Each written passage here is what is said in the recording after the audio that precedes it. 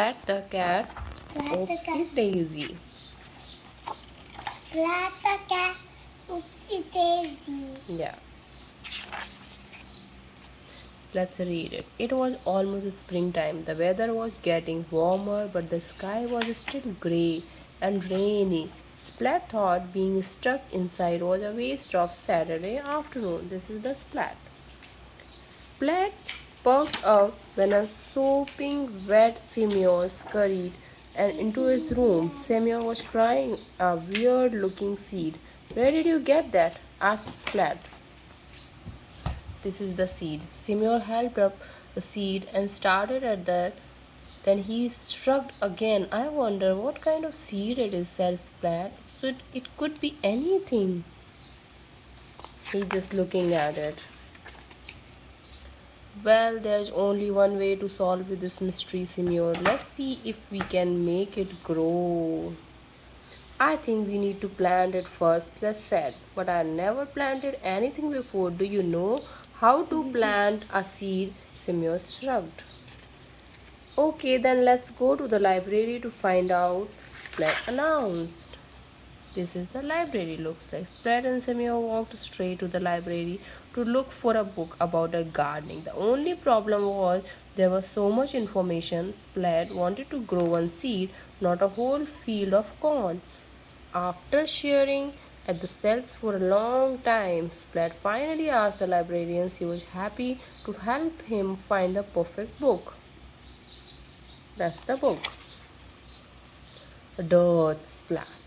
The book said the first step was getting a pot and filling it with soil. Not all the soil landed in the pot. Next, Splat planted the seed into the dirt. He set the flower pot on a sunny windowsill. Then he watered the soil. Not all the water went into the pot. Splat checked the flower pot every day. He hoped for any sign of sprout. He wondered what kind of plant it would be. Maybe the seed grow into wild garden of roses, or maybe the seed would grow into a tree as tall as the sky. Splat couldn't wait to see what grow. He sang to the seeds, read to it, and told it stories. For 2 whole weeks, Splat waited for the seeds to do something. Splat was ready to give up. Maybe the seed would never sprout. Feeling terribly disappointed, he watered the soil one last time just in case. The dirt in the pot shifted a little when Splat added water. A tiny green sprout sprang up.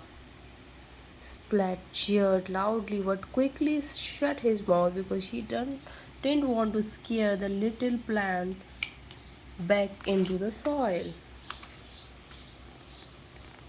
During the next week, the sprout grew a few straggly leaves. Splat was thrilled when a few days later a little bird appeared atop of the stem. The next day, the bird opened up and blossomed.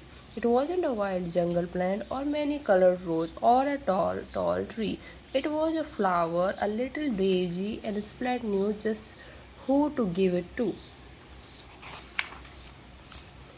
I love it, said Mom. It's the most special flower ever. Splat smiled as he hugged his mother. I grew it myself, Splat said, with a little help from Simeon.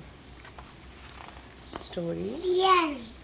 And when Simeon finds a seed, Splat decided it's time to take up gardening. But when his plant finally blooms, will it be as amazing as Splat hoped?